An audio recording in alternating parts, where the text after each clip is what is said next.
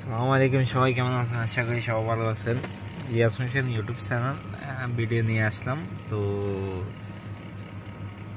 ইরানের হামলার শিকার হইল ইহুদিরা, বিমান দিয়ে যেভাবে ইরানে আঘাত আনলো।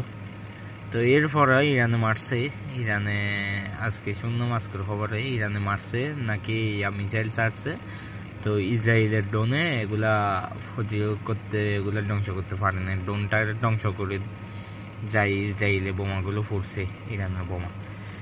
তো আসলে এটা বলতে চাই না, বলতে চাই আমার ছোট ভিডিওতে ছোট কথা বলতে চাই। আসলে ভাই, আমরা যে কান্ট্রিতে আছি, যে টাকাগুলো কামাইতেছি, এই কান্ট্রি নিয়ে আসলে মিডল ইস্ট কান্ট্রি এগুলা রাষ্ট্রযন্ত্র এগুলো নিয়ে কিছু বলাটা উচিত না। সোশ্যাল মিডিয়ায় তারা ট্রান্সলেটের মাধ্যমে আমার বাংলা কথাও তারা আরবি করতে পারে, ইংলিশ করতে পারে। এটা মানে অনেক ইয়াজনক সমস্যা হয়ে যেতে পারে নিজের ব্যাপারে। তাও বলি ভাই, দুঃখ তো অনেক দূরে রাখছি। এই ফিলিস্তিনের এগুলো দেখে আর মনটা মানে কেমন করতেছে, আবার নাকি শুরু হইতেছে ইরানের দিকে। তাহলে আরব কান্ট্রিরা এমনভাবে চিন্তা করে না যে ইরানেরই সুযোগ করে দিছে মারার জন্য, পরবর্তীতে যে নিজের গায়ের অংশ পড়বে এটা চিন্তা করে না। কেন চিন্তা করে না? জানা যায় আমার বড় বড় বুজগুলি বা বড় বড় বিল্ডিং এগুলো ধ্বংস হয়ে যাবে। আমি ইহুদিদের গোলামি করে হলেও ঠিক আছে না, বাঁচতে চাই, আমি ব্যবসা করে যাইতে চাই। আল্লাহ আকবার, জানি না, আল্লাহ আকবার। আমরা যে মুসলিম কান্ট্রিতে আছি, 50 টাকা 100 টাকা করে যে আমরা টাকাগুলো কামাইতেছি, দেরাম 50 দেরাম 100 দেরাম, এই টাকাগুলো বাংলাদেশে পাঠাইতেছি পরিবারের জন্য, পরিবারের আর জন্য প্রবাসীগুলো আছে।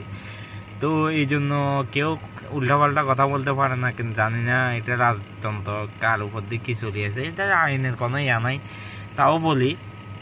তাও বলতে হয়। তো এই টাকাগুলো দেশে দিতেছি, আমার মাঝে মাঝে মনে হয় আল্লাহ এমন গজব দিয়ে দেন যাতে আমি সহ এখানে ডোজে পড়ে যাই, যে কান্ট্রিতে আছি এদেরকে ধ্বংস করে দিন। মানে এত ফাব, এত ইয়া, মানে এগুলা আমরা তো আসছি, দেখতেছি, জানতেছি। মানে এরা যে মুসলিম কান্ট্রি, মাথায় টুপি দিয়ে, মাথায় ফাঁকড়ি দিয়ে, মানে অনেক বড়। আপনারা যে বাংলাদেশ থেকে মনে করেন মানে তারা শেখ, তারা উপরে মাথায় ফাঁকড়ি দিলে তারা অনেক কিছু হয়ে যায়। ভাই এটা না, এটাই সংস্কৃতি। আমাদের এরকম পাঞ্জাবি সংস্কৃতি, এদের সংস্কৃতি হয়েছে এটাই। তা আপনারা এটা ভাবলে এটা ভুল।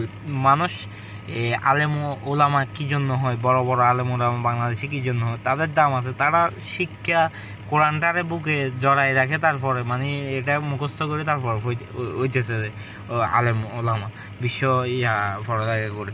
তো এটা টুপি আর পাঞ্জাবি একটা আমি লাগাইলাম, আমার